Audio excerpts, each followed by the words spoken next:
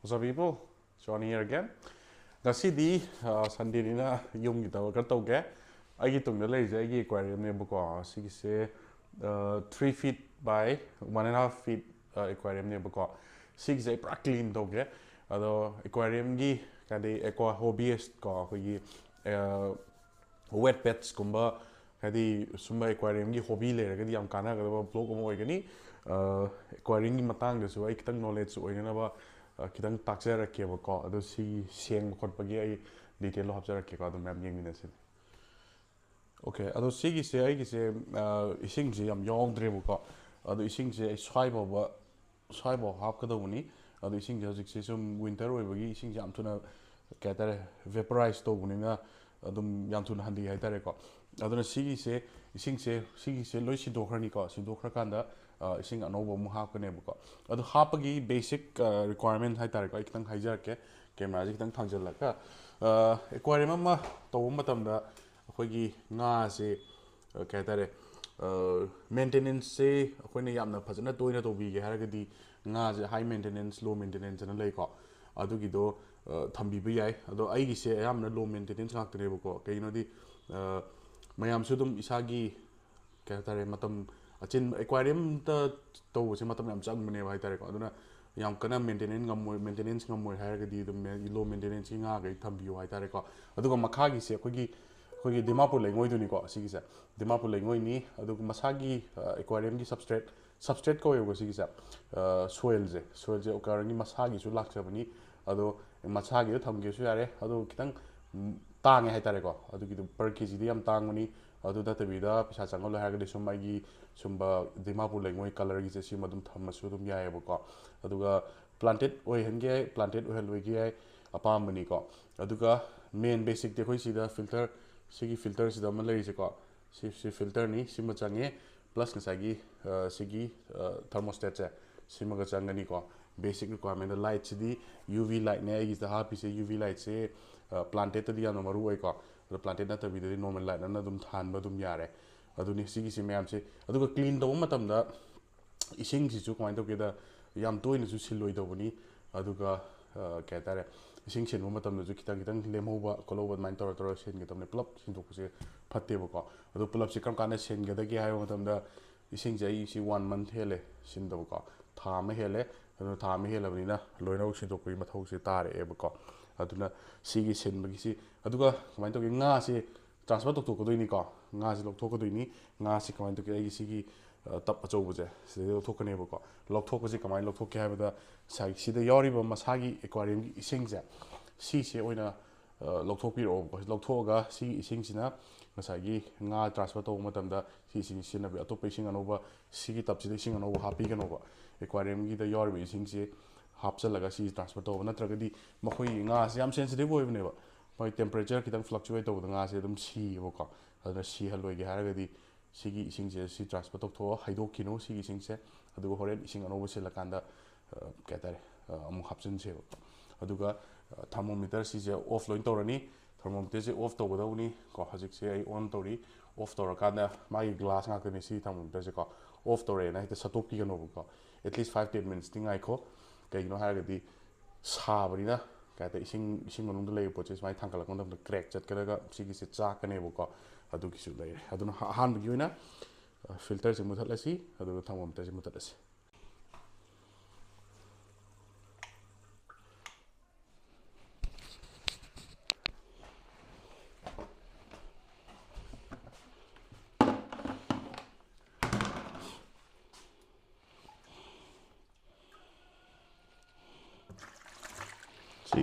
sigi ising se si se dum si se horen no ki ai gi nga ji se loi phado ko doi ne bo ko aduna sigi ising se sida phado ga tham je ba nga ma yore e da sigi se phado ke bo ko adum ke adum khar yaw je suno sida ngamu ma ta ri ja da si ra ga asi isan pa na zai langdara mina si aquarium da tham nga na te ba ko sana na bi lera ko ne ado asi ma aquarium da langdar le ran kada si gi se loina transfer to di si yori bo nga me am se loina bo lok tho si tuka ꯑꯃꯨꯛ ꯂꯣꯏꯅꯕ clean ꯇꯧꯔꯁꯦꯕꯀꯣ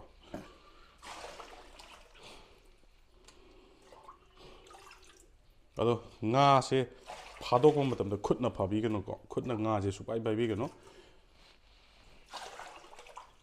ꯅꯦꯠꯅ ꯇꯧꯔ ꯐꯥꯒꯗꯧꯅꯦꯕ ꯀꯣ okay ꯏꯁꯤꯡꯁꯤ ꯌꯥꯔꯦ ꯁꯤꯁꯤ ꯊꯝꯃꯒ net ꯀꯣ ꯑꯩꯒꯤ ꯅꯦꯠꯁꯤ ꯂꯩꯔꯦ ꯀꯣ ꯁꯤ ꯇꯧꯔꯒ ꯁꯤꯅ ꯇꯧꯔ ꯐꯥꯁꯦꯕ ꯑꯗꯣ ꯃꯥꯒꯤ ꯁꯤꯒꯤ ꯀꯩꯅꯣ ꯃꯌꯥꯝꯁꯦ ꯑꯩꯒꯤ ꯐꯣꯛꯁꯇꯦꯜ ꯀꯧꯏꯀꯣ ꯁꯤꯒꯤꯁꯦ ꯁꯤ ꯐꯣꯛꯁꯇꯦꯜ ꯀꯧꯏ ꯃꯥꯒꯤ ꯄ꯭ꯂꯥꯟꯁꯦ ꯑꯦꯀ꯭ꯋꯥ ꯄ꯭ꯂꯥꯟꯁꯦꯀꯣ ꯁꯤ ꯐꯣꯛꯁꯇꯦꯜ ꯀꯧꯏ ꯁꯤꯒꯤꯁꯤ ꯃꯔꯥ ꯌꯥꯎꯗꯁꯨ ꯑꯗꯨꯝ ꯄꯪꯁꯟ ꯁꯟꯗꯣꯛꯄ ꯄꯣꯠꯅꯦꯕꯀꯣ ꯑꯗꯨꯅ ꯁꯤꯒꯤꯁꯤ ꯍꯥꯟꯅ ꯂꯧꯊꯣꯛꯈꯤꯁꯤ ꯅꯠꯇ꯭ꯔꯗꯤ ꯉꯥ ꯐꯥꯗꯣꯛꯄꯗ ꯅꯨꯡꯉꯥꯏꯔꯔꯣꯏ ꯁꯤ ꯍꯥꯟꯅ ꯊꯝꯁꯤ ꯁꯤ ꯃꯌꯥꯝꯗ ꯂꯧꯊꯣꯛꯑꯁꯤ ꯐꯤꯜꯇꯔꯁꯦ ꯃꯈꯜ ꯑꯅꯤ ꯂꯩꯕꯅꯤꯀꯣ ꯑꯁꯤꯒꯤꯁꯤꯃ ꯂꯩꯔꯦ ꯑꯗꯨꯒ ꯁꯤꯁꯤꯃꯒ ꯂꯩꯔꯦ ꯑꯗꯣ ꯑꯩ ꯑꯁꯤ ꯑꯣꯟ ꯇꯧꯗꯦ ꯀꯩꯒꯤꯅꯣ ꯁꯤꯒꯤꯁꯦ ꯃꯈꯣꯟ ꯌꯥꯝ ꯊꯣꯛꯑꯦꯅ ꯇꯧꯗꯦꯕꯀꯣ ꯑꯗꯣ ꯑꯁꯤꯒꯤꯁꯦ ꯍꯧꯖꯤꯛ ꯁꯤꯖꯤꯟꯅꯕꯅꯤ ꯑꯗꯨꯒ ꯑꯇꯣꯞꯄ ꯑꯩꯒꯤ ꯗ꯭ꯔꯤ ꯐ꯭ꯔꯨꯠ ꯀꯩꯀꯩ ꯁꯤ ꯃꯌꯥꯝꯁꯦ ꯂꯣꯏ ꯂꯧꯊꯣꯛꯈꯤꯕ ꯌꯥꯔꯦ ꯑꯗꯒꯤ ꯁꯤꯒꯨꯝꯕ ꯆꯐꯨ ꯃꯣꯏ ꯃꯀꯣꯟ ꯑꯣꯏꯖꯕꯅꯤ ꯀꯣ ꯃꯔꯨꯝ ꯌꯥꯝ ꯀꯣꯛꯑꯝꯃꯤ ꯃꯌꯥꯝ ꯎꯕ꯭ꯔꯥ ꯁꯤ ꯍꯥꯏꯁꯦ ꯃꯔꯨꯝ ꯌꯥꯎꯕꯩꯅꯤ ꯑꯗꯣ ꯑꯣꯟꯕ ꯀꯩꯁꯨ ꯉꯝꯗꯦ ꯃꯈꯣꯏꯁꯦ ꯀꯣ ꯀꯥꯟꯅꯗꯦ ꯑꯗꯨ ꯁꯤꯅ ꯂꯩꯖꯔꯁꯨꯅꯨ ꯁꯨꯃꯥꯏꯅ ꯁꯨꯝ ꯂꯦꯡꯕꯤꯔꯒꯨꯝꯁꯦꯀꯣ ꯁꯤꯗꯗꯤ ꯀꯣꯛꯄ꯭ꯔ ꯌꯦꯡꯒꯦ ꯁꯣꯝꯗꯗꯤ ꯀꯣꯛꯑꯝꯗ꯭ꯔꯦ ꯀꯣ ꯑꯗꯨꯒ ꯃꯨꯡ ꯃꯆꯥ ꯑꯁꯤꯃ ꯂꯧꯊꯣꯛꯑꯒꯦ ꯉꯁꯥꯏ ꯊꯥꯗꯔꯝꯃꯤꯅꯤ ꯏꯆꯥ ꯅꯨꯄꯥꯅ ꯑꯗꯨꯒ ꯑꯇꯩꯗꯤ ꯌꯥꯔꯦ ꯏꯁꯤꯡ ꯉꯥꯁꯦ ꯐꯥꯗꯣꯛꯑꯁꯤ ꯑꯗꯨꯒ ꯑꯩꯁꯦ ꯀꯩꯅꯣꯁꯨ ꯂꯩꯕꯅꯤꯀꯣ ꯀꯣꯡꯒ꯭ꯔꯦꯡꯁꯨ ꯂꯩꯕꯅꯤ ꯁꯨꯃꯥꯏꯅ ꯍꯨꯠꯂꯒ ꯂꯩꯔꯤꯁꯦ ꯀꯣꯡꯒ꯭ꯔꯦꯡ ꯑꯍꯤꯡꯕꯅꯤ ꯑꯗꯨꯒ ꯀꯩꯅꯣꯁꯨ ꯂꯩꯕꯅꯦ ꯉꯥꯀꯤꯖꯧꯁꯨ ꯂꯩꯕꯅꯦ ꯑꯩꯒꯤꯁꯦ ꯉꯥꯀꯤꯖꯧ 3-4 ꯊꯥꯗꯕꯅꯦ ꯑꯩꯈꯣꯏ ꯃꯩꯇꯩꯒꯤꯀꯣ ꯑꯗꯨꯁꯨ ꯂꯩꯕꯅꯦ ꯑꯗꯣ ꯃꯣꯏꯗꯤ ꯁꯣꯏꯜ ꯃꯅꯨꯡꯗ ꯌꯥꯎꯔꯝꯒꯅꯤ ꯀꯣ ꯉꯥ ꯐꯥꯗꯣꯛꯑꯁꯤ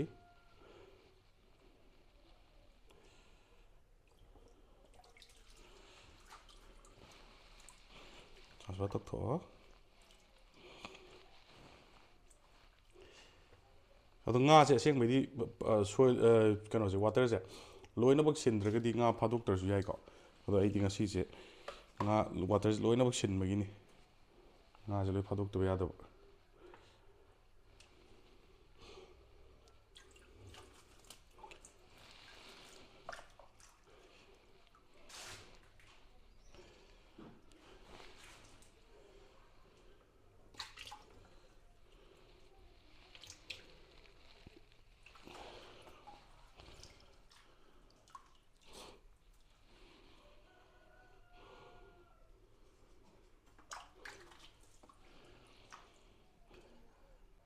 ꯁꯤ ꯂꯣꯏ ꯐꯥꯗꯣꯛꯑꯦꯀꯣ ꯉꯥ ꯃꯌꯥꯝꯁꯦ ꯂꯣꯏ ꯐꯥꯗꯣꯛꯑꯦ ꯐꯅꯌꯥꯝ ꯌꯥꯝꯃꯝꯃꯦ ꯊꯥꯖꯗꯅ ꯑꯗꯨꯒ ꯁꯤꯗ ꯑꯝꯇ ꯉꯥꯁꯦ ꯉꯥꯀꯤꯖꯧꯗꯤ ꯑꯃꯅꯤ ꯂꯩꯔꯤ ꯇꯨ ꯁꯤ ꯂꯩꯔꯤꯁꯦ ꯉꯥꯀꯤꯖꯧꯅꯤ ꯎꯕ꯭ꯔꯥ ꯌꯦꯡꯉꯣ ꯇꯨ ꯆꯦꯡꯉꯤꯁꯦ ꯉꯥꯀꯤꯖꯧ ꯑꯥꯗꯁꯨ ꯑꯃ ꯂꯩꯔꯦ ꯁ꯭ꯋꯥꯏꯗ ꯁ꯭ꯅꯦꯜꯒꯨꯝꯕ ꯈꯔ ꯌꯥꯎꯔꯤꯀꯣ ꯁꯤꯒꯨꯝꯕꯗꯤ ꯑꯗꯨꯝ ꯂꯩꯖꯔꯁꯅꯨ ꯑꯗꯣ ꯒ꯭ꯂꯥꯁꯁꯦ ꯂꯣꯏꯅꯃꯛ ꯀ꯭ꯂꯤꯟ ꯇꯧꯊꯣꯛꯑꯒꯦ ꯑꯗꯨ ꯂꯣꯏꯔꯒ ꯏꯁꯤꯡ ꯑꯅꯧꯕ ꯍꯥꯞꯄꯒꯦ ꯀꯣ ꯌꯦꯡꯃꯤꯟꯅꯔꯁꯦ ꯑꯃꯨꯛ ꯑꯗꯣ ꯁꯤꯒꯤ ꯒ꯭ꯂꯥꯁ ꯁꯦꯡꯕꯁꯦ ꯀꯣꯇꯟꯅ ꯈ꯭ꯋꯥꯏ ꯕꯦꯁꯅꯤꯀꯣ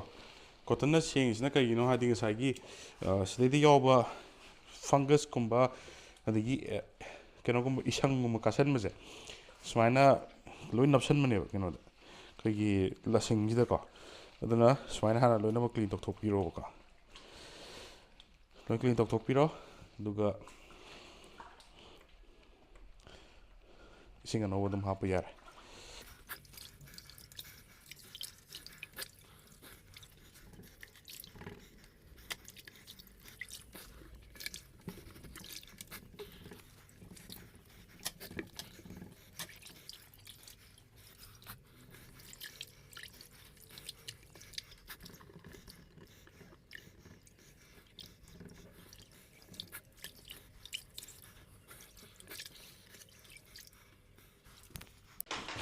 ꯇꯨꯁꯦ ꯎꯔꯣ ꯁꯨꯃꯥꯏꯅ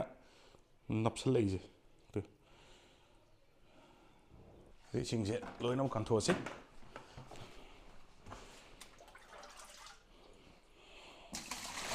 ꯑꯗꯣ ꯁꯤꯒꯤ ꯏꯁꯤꯡꯁꯦ ꯃꯌꯥꯝ ꯀꯩꯅꯣ ꯇꯧꯕꯗꯀꯣ ꯂꯦꯝꯅ ꯃꯥꯡꯍꯟꯒꯅꯨ ꯑꯩꯈꯣꯏꯒꯤ ꯀꯩꯅꯣꯒꯨꯝꯕ ꯂꯩ ꯍꯧꯕ ꯑꯗꯒꯤ ꯑꯩꯈꯣꯏꯒꯤ ꯃꯅꯥ ꯃꯁꯤꯡ ꯊꯥꯕꯗꯣ ꯑꯗꯨꯗ ꯑꯣꯏꯅ ꯆꯥꯏꯁꯤꯟꯕꯤꯌꯣ ꯌꯥꯝꯅ ꯐꯔꯇꯤꯂꯥꯏꯁ ꯑꯣꯏꯕꯅꯦ ꯁꯤꯒꯤ ꯀꯩꯅꯣꯁꯦꯀꯣ ꯃꯣꯏ ꯉꯥꯒꯤ ꯑꯦꯀ꯭ꯋꯥꯔꯤꯌꯝꯒꯤ ꯁꯤ ꯏꯁꯤꯡꯁꯦꯀꯣ ꯅ꯭ꯌꯨꯇ꯭ꯔꯤꯌꯦꯟꯁ ꯌꯥꯝ ꯌꯥꯎꯕꯅꯦ ꯑꯗꯨꯅ ꯄꯥꯝꯕꯤꯗ ꯌꯥꯝꯅ ꯀꯥꯟꯅꯕ ꯑꯣꯏꯕꯅꯦꯕꯀꯣ ꯑꯗꯨꯅ ꯂꯩ ꯆꯥꯔꯒꯨꯝꯕ ꯀꯩꯅꯣꯒꯨꯝꯕꯗ ꯏꯁꯤꯡ ꯁꯤꯁꯦ ꯑꯗꯨꯝ ꯆꯥꯏꯁꯤꯟꯕ ꯌꯥꯏ ꯂꯦꯝꯅ ꯑꯗꯨꯝ ꯍꯩꯗꯣꯛꯈꯤꯗꯣꯏ ꯁꯔꯨꯛꯄꯨꯗꯤꯀꯣ ꯃꯁꯤ ꯃꯌꯥꯝꯁꯦ ꯂꯣꯏꯅꯃꯛ ꯀꯟꯊꯣꯛꯑꯒꯦ ꯑꯗꯨꯒ ꯏꯁꯤꯡ ꯑꯅꯧꯕ ꯍꯥꯞꯄꯒꯦ ꯏꯁꯤꯡ ꯍꯥꯞꯄꯒꯦ ꯀꯩꯅꯣꯗꯒꯤꯀꯣ ꯃꯊꯛꯇꯒꯤ ꯇꯦꯡꯀꯤꯗꯒꯤ ꯅꯠꯇ꯭ꯔꯒ ꯕꯥꯇꯤꯟ ꯑꯃꯃꯝ ꯁꯨꯝ ꯍꯣꯜ ꯂꯩꯔꯗꯤ ꯉꯝꯃꯔꯣꯏꯕꯀꯣ 이싱 라니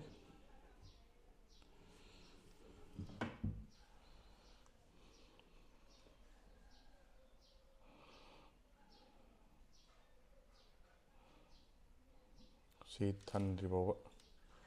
떨어지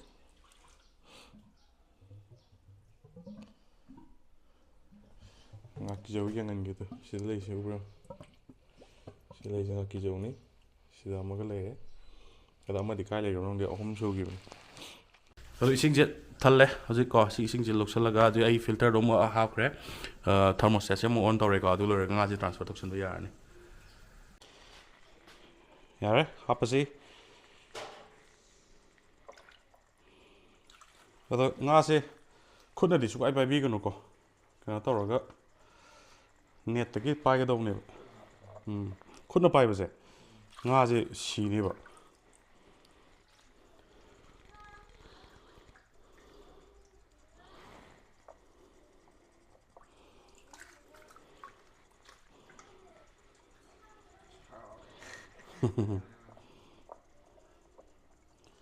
ꯁꯤ ꯑꯉꯧꯕꯁꯦ ꯁꯤꯁꯤꯅꯦ ꯃꯔꯨꯝ ꯀꯣꯛꯏꯗꯣ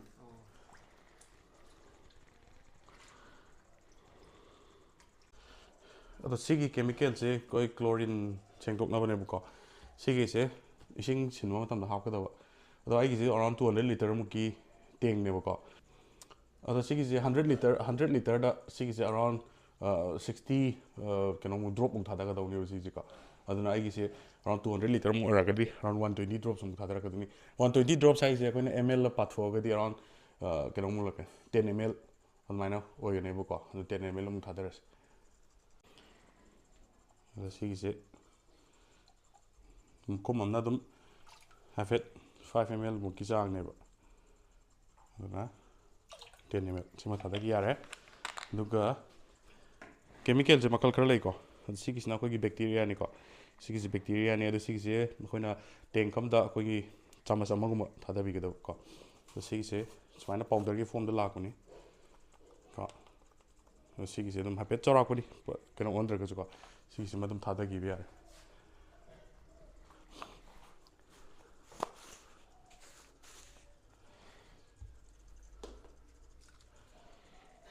ꯑꯗꯨꯒ ꯁꯤꯁꯤꯅ ꯑꯦꯜꯒꯤ ꯑꯩꯈꯣꯏꯒꯤ ꯀꯩꯅꯣ ꯇꯧꯔꯛꯇꯅꯕ ꯏꯁꯪ ꯀꯥꯈꯠꯂꯛꯇꯅꯕꯅꯦꯕꯀꯣ ꯑꯗꯣ ꯁꯤꯁꯨ ꯑꯗꯨꯝ 10 ml ꯒꯨꯝꯕ ꯑꯗꯨꯝ ꯊꯥꯗꯕ ꯌꯥꯏ ꯑꯗꯣ ꯁꯤꯗꯤ ꯌꯥꯝ ꯀꯟꯅ ꯌꯥꯎꯗ꯭ꯔꯕꯅꯤ ꯀꯣ ꯑꯗꯣ ꯍꯥꯟꯅꯗꯒꯤ ꯂꯣꯏꯔꯝꯗꯥꯏꯗ ꯄꯨꯂꯞ ꯑꯗꯨꯝ ꯊꯥꯗꯈ꯭ꯔꯒꯦ ꯂꯣꯏꯔꯦ ꯑꯦꯀ꯭ꯋꯥꯔꯤꯌꯝ ꯁꯦꯡꯕ ꯁꯤꯅꯤ ꯑꯦꯀ꯭ꯋꯥꯔꯤꯌꯝ ꯁꯦꯡꯕ ꯍꯥꯏꯁꯦ ꯁꯨꯃꯥꯏꯅ ꯇꯧꯔꯒ ꯑꯗꯨꯝ ꯊꯥ ꯑꯃꯗ ꯏꯁꯤꯡꯁꯦ ꯁꯨꯃꯥꯏꯅ ꯐꯨꯜ ꯁꯦꯡꯒꯦ ꯍꯥꯏꯔꯒꯗꯤ 1 month ꯁꯨꯃꯥꯏꯅ ꯑꯃꯨꯛ ꯁꯦꯡꯕ ꯌꯥꯏ ꯑꯗꯨꯒ ꯏꯁꯤꯡꯁꯦ ꯇꯪꯈꯥꯏ ꯇꯪꯈꯥꯏꯒꯨꯝꯕ ꯁꯦꯡꯒꯦ ꯍꯥꯏꯔꯒꯗꯤ ꯀꯩ ꯍꯥꯏꯇꯥꯔꯦ ꯋꯤꯛ 2 ꯂꯩꯔꯒ ꯑꯃꯨꯛꯇꯪ ꯁꯦꯡꯗꯣꯛꯄꯤꯌꯣꯕꯀꯣ ꯑꯗꯨꯒ ꯉꯁꯥꯏꯒꯤ ꯑꯩꯅ ꯍꯥꯏꯖꯔꯤꯕ ꯀꯦꯃꯤꯀꯦꯜꯈꯩꯗꯣ ꯑꯗꯨ ꯊꯥꯗꯕ ꯃꯊꯧ ꯌꯥꯝ ꯇꯥꯕꯅꯤ ꯀꯩꯒꯤꯅꯣꯗꯤ ꯑꯩꯈꯣꯏꯒꯤ ꯅꯣꯔꯃꯦꯜ ꯇꯦꯞ ꯋꯥꯇꯔꯁꯦ ꯀꯩꯅꯣ ꯌꯥꯎꯋꯦꯕ ꯑꯩꯈꯣꯏꯒꯤ ꯀ꯭ꯂꯣꯔꯤꯟ ꯀꯩꯀꯩ ꯃꯌꯥꯝ ꯌꯥꯎꯕꯅꯤꯅ ꯉꯥꯗꯗꯤ ꯑꯗꯨ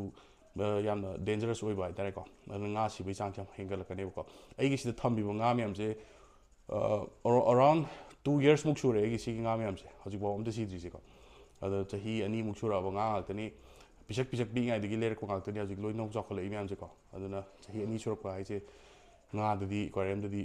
ꯑꯗꯨꯝ ꯌꯥꯝ ꯀꯨꯏꯅ ꯆꯠꯂꯕꯅꯦꯕꯀꯣ ꯑꯗꯨꯅ ꯑꯩꯈꯣꯏꯅ ꯃꯦꯟꯇꯦꯅꯦꯟꯁ ꯇꯧꯕꯗ ꯃꯊꯧꯁꯦ ꯉꯁꯥꯏꯒꯤ ꯉꯥꯁꯦ ꯁꯤꯍꯟꯗꯕꯁꯦ ꯁꯤꯁꯤꯅꯦꯕ ꯑꯗꯨꯅ ꯉꯥꯁꯦ ꯁꯤꯍꯜꯂꯣꯏꯒꯦ ꯍꯥꯏꯔꯒꯗꯤ ꯏꯁꯤꯡꯁꯤꯃ ꯀ꯭ꯂꯤꯟ ꯑꯣꯏꯕꯤꯕ ꯑꯗꯨꯒ ꯑꯩꯈꯣꯏꯒꯤ ꯐꯤꯜꯇ꯭ꯔꯦꯁꯟꯁꯦꯀꯣ ꯑꯣꯛꯁꯤꯖꯦꯟꯁꯤꯃ ꯐꯖꯅ ꯑꯗꯨꯝ 24 hour ꯑꯗꯨꯝ ꯊꯥꯕꯤꯕ ꯑꯗꯨꯒ ꯄ꯭ꯂꯁ ꯉꯁꯥꯏꯒꯤ ꯃꯥꯒꯤ ꯇꯦꯝꯄꯔꯦꯆꯔ ꯍꯥꯏꯇꯥꯔꯦꯀꯣ ꯏꯁꯤꯡꯒꯤ ꯇꯦꯝꯄꯔꯦꯆꯔꯁꯦ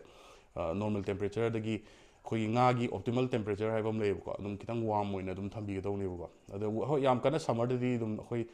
ꯇꯦꯝꯄꯔꯦꯆꯔꯁꯤ ꯊꯥꯗꯦ ꯑꯗꯨꯕꯨ ꯉꯁꯥꯏꯒꯤ ꯋꯤꯟꯇꯔꯗꯗꯤ ꯏꯁꯤꯡꯁꯦ ꯏꯪꯕ ꯇꯥꯏꯃꯤꯡ ꯑꯣꯏꯔꯛꯄꯅꯤꯅ ꯊꯥꯗꯕ ꯌꯥꯗꯦꯕꯀꯣ ꯑꯗꯨꯅ ꯐꯤꯜꯇꯔꯁꯦ ꯑꯗꯨꯝ ꯀꯩꯅꯣ ꯇꯧꯕ ꯍꯥꯏꯇꯥꯔꯦ ꯑꯗꯨꯝ ꯀꯩꯅꯣꯁꯦ ꯊꯔꯃꯣꯁꯇꯦꯠꯁꯦ ꯑꯗꯨꯝ ꯊꯥꯔ ꯊꯝꯕ ꯍꯥꯏꯇꯥꯔꯦꯀꯣ ꯃꯥꯒꯤ ꯊꯔꯃꯣꯃꯤꯇꯔꯁꯦ ꯑꯗꯨꯒ ꯄ꯭ꯂꯁ ꯉꯁꯥꯏꯒꯤ ꯑꯩꯈꯣꯏꯅ ꯊꯥꯜꯂꯤꯕ ꯂꯥꯏꯠꯁꯦ UV ꯂꯥꯏꯠꯅꯦꯕꯀꯣ UV ꯅꯣꯔꯃꯦꯜ ꯂꯥꯏꯠ ꯅꯠꯇꯦꯕꯀꯣ UV ꯂꯥꯏꯠꯅꯤ ꯑꯗꯨꯅ UV ꯂꯥꯏꯠꯁꯦ ꯃꯦꯛꯁꯤꯃꯝꯗ 8 hoursꯇꯒꯤ ꯍꯦꯟꯅ ꯊꯥꯟꯕ ꯌꯥꯗꯦꯕ ꯑꯗꯨꯅ ꯑꯍꯤꯡ ꯇꯨꯝꯕꯗꯗꯤ ꯂꯣꯏ ꯃꯨꯊꯠꯄꯤꯔꯝ ꯇꯥꯕ ꯀꯩꯒꯤꯅꯣꯗꯤ ꯑꯁꯤꯒꯤ ꯂꯥꯏꯠꯁꯤꯅ 24 ꯑꯋꯥꯔ ꯊꯥꯜꯂꯒꯗꯤ ꯑꯃꯨꯛ ꯀꯩꯅꯣ ꯇꯧꯕ ꯍꯥꯏꯇꯥꯔꯦ ꯑꯩꯈꯣꯏꯒꯤ